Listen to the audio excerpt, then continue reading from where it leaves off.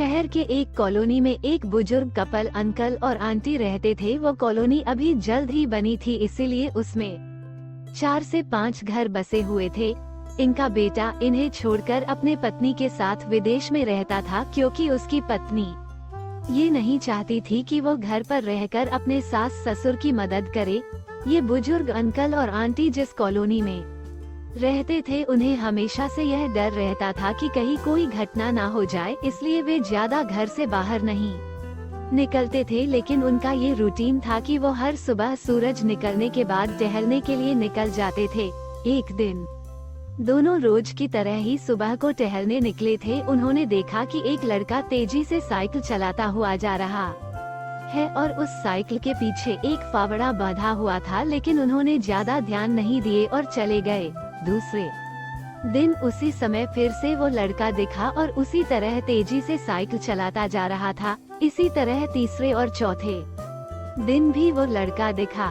5वें दिन आंटी जी ने अंकल जी से पूछा कि ये लड़का हर रोज सुबह इसी समय तेजी से साइकिल चलाते हुए जाता है, मुझे लगता है कि कुछ गड़बड़ है। कहीं ये लड़का कोई गलत काम करने तो नहीं जा रहा है।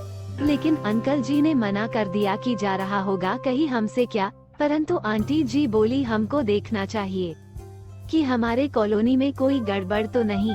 अंकल जी बोले, ठीक है, अगले दिन हम इस लड़के का पीछा करेंगे और देखेंगे कि ये जा कहाँ रहा है। अगले दिन सुबह को फिर से वो लड़का तेजी से साइकिल चलाता निकला उनके पीछे। अंकल और आंटी जी भी गई। उन्होंने देखा कि थोड़ी दूर जाने के बाद वो लड़का एक पेड़ के पास साइकिल खड़ी कर दी। उसी पेड़ के पास थोड़ी सी खाली जमीन पड़ी थी और उसे वो खोदने लगा।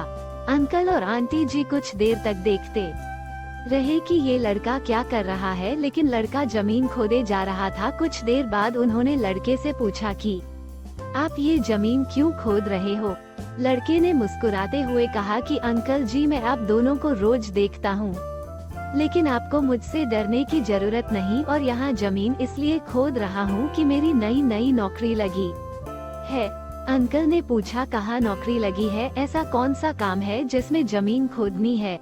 लड़के ने कहा, मैं बड़े दिन से बेरोजगार था, फाइनली मुझे फार्म हाउस में काम मिला है और उन्हें ऐसे लड़के की जरूरत है जिसे काम करने का अनुभव हो, और मेरे पास कोई भी अनुभव नहीं है। इसलिए मैं रोज यहाँ फावड़ा लेकर आता हूँ और जमीन खोदने की प्रैक्टिस करता हूँ, ताकि जैसे ही नौकरी पर काम शुरू हो उसमें हमें निकाल ना दिया जाए। इसलिए रोजाना मेहनत कर रहा हूँ, कोशिश कर रहा हूँ।